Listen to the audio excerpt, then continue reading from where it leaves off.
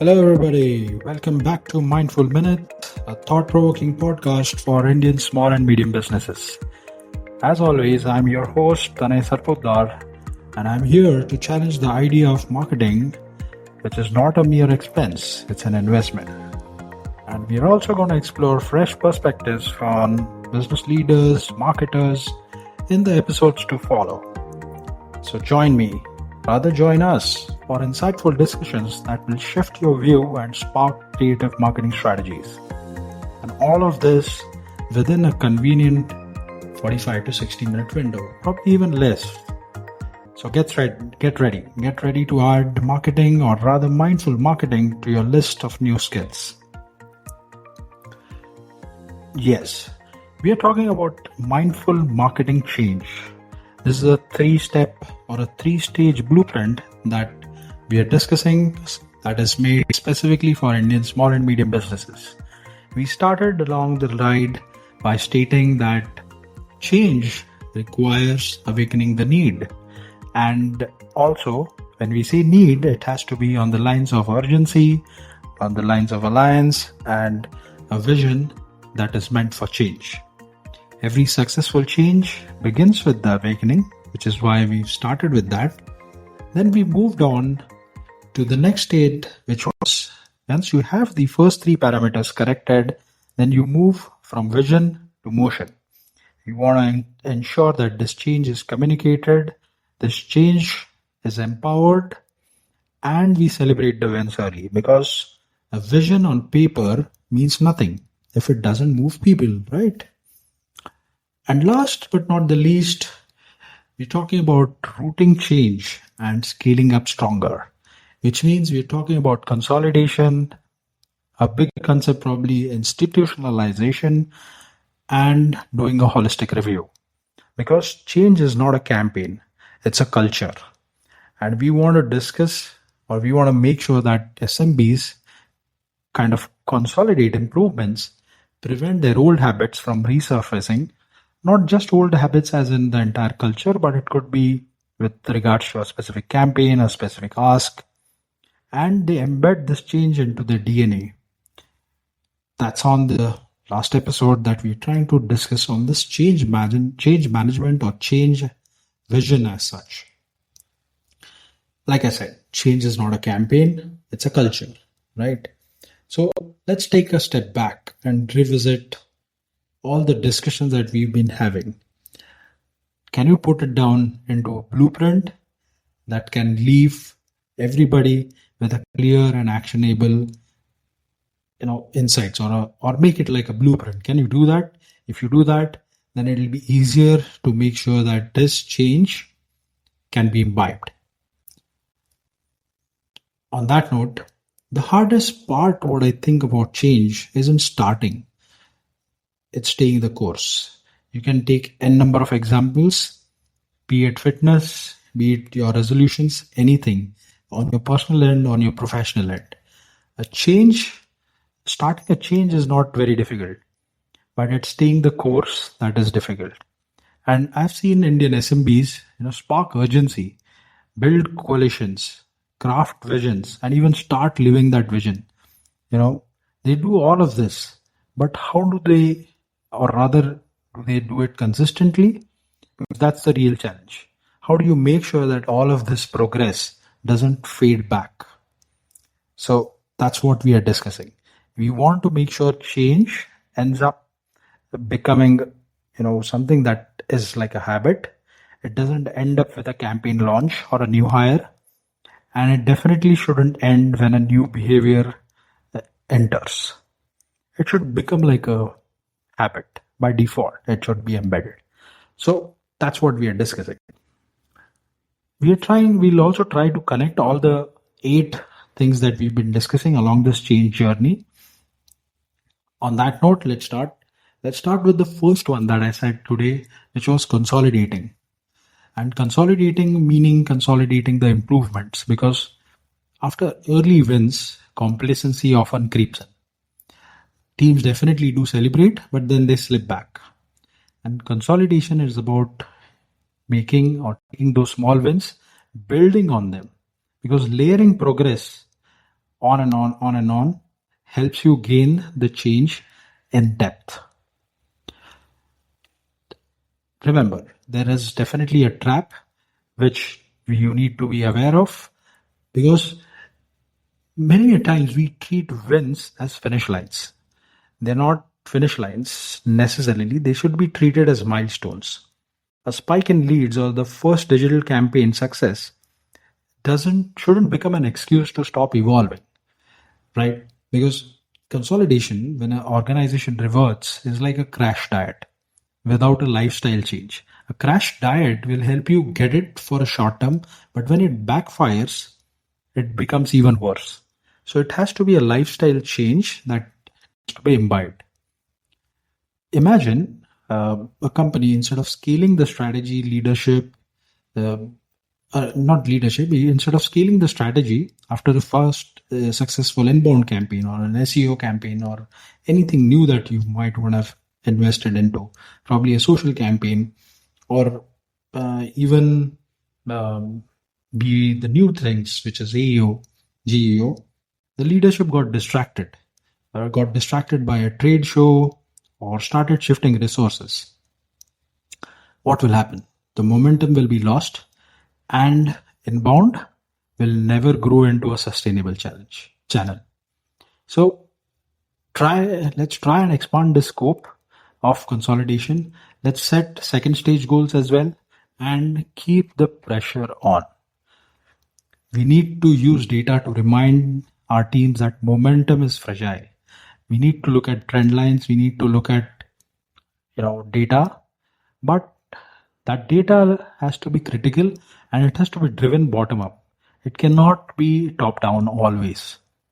The person implementing the change needs to be aware about this trend line, needs to own this trend line, and they needs to bring it out.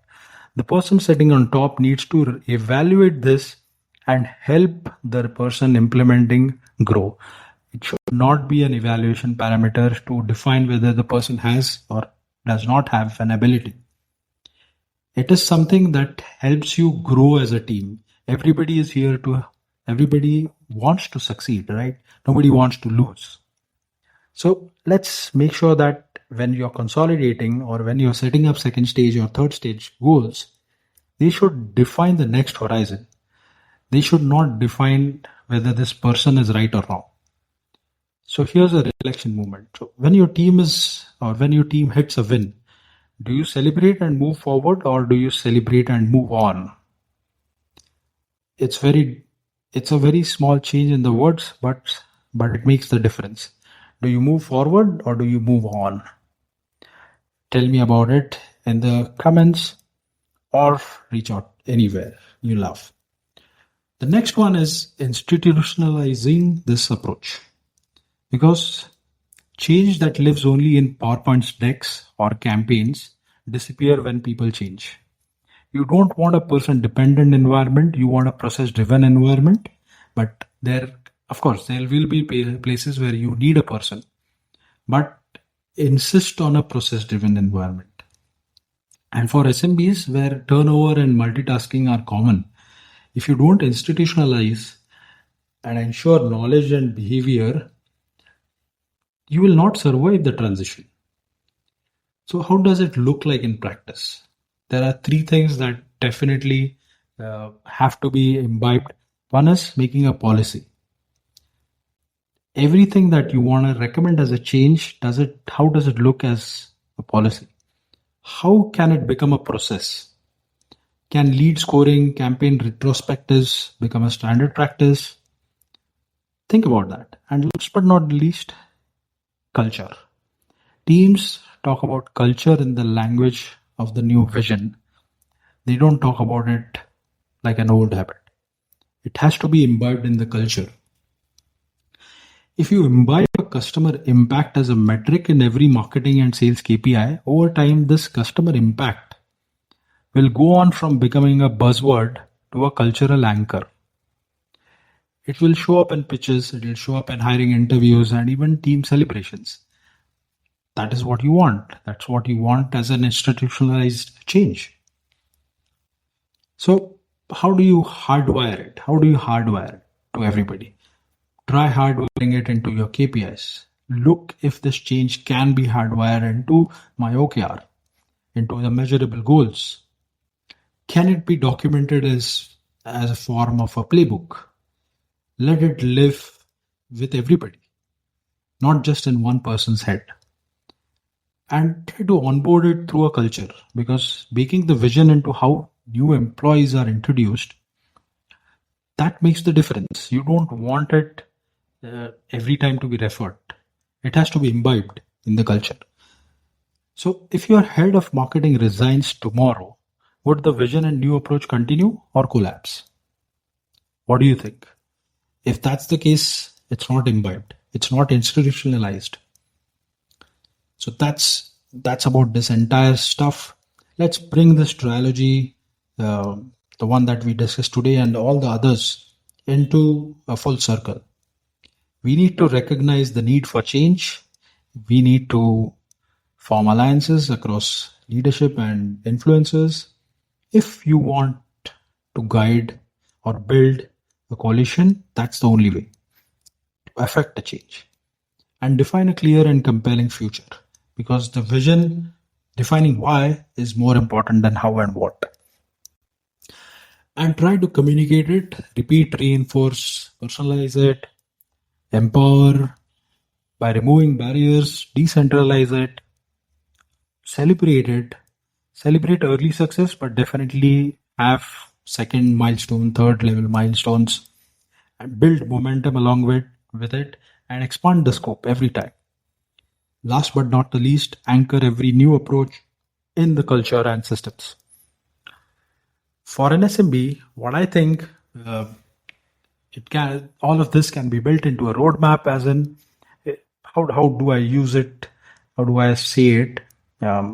Let's say, can you map the current marketing initiatives against these 8 steps? Where do you think you're strong? Where do you think you're fragile? And don't just treat it as a checklist. Treat it as a cycle. Every time you want to institutionalize a change or impact, or you want to discuss about a change, put this cycle into test. Share this framework with everybody, not just your peers, your team, your leadership, everybody. And if possible, do share with me as well. Where do you see your SMB today on this 8-step curve? Are you moving forward or circling back to your old ways? That's what I would love to hear from you, because I believe change is not a one-time project. It's a practice. I've been trying to implement it. I've been trying to learn on it. Every time I have a discussion with anybody, every time I'm trying to consult or work with anybody, it's all about change.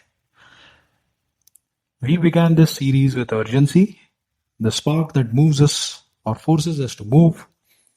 We then moved into coalitions, craft visions, communicate, empower, celebrate. Today we probably saw consolidation, institutionalization that keeps this fire alive. But for marketing for SMBs rather, marketing is not just about tactics. It's about resilience. And in markets where attention is scarce and the competition is borderless, the real differentiator is not who shouts the loudest, but who is trying to adapt the fastest. That's what I think. Try and leverage all these frameworks. Try to memorize as a rhythm so that it comes into practice. And you have to agree that it cannot happen immediately, but it needs to happen every day. Small changes every day. Look at how you're trying to lead, how you're trying to communicate, how you're trying to sustain. That's it what I wanted to share. May your urgency be clear, your coalition stronger, your vision inspiring, your actions empowered, and definitely your wins celebrated, your improvements consolidated, and your culture unshakably changed. That's it on this episode, this series of 3 steps, or this 3-step roadmap for change. That's it on Mindful Minutes. That's it from Tanay Sarpotdar. See you in the next episode of Mindful Minutes. Bye-bye. Take care.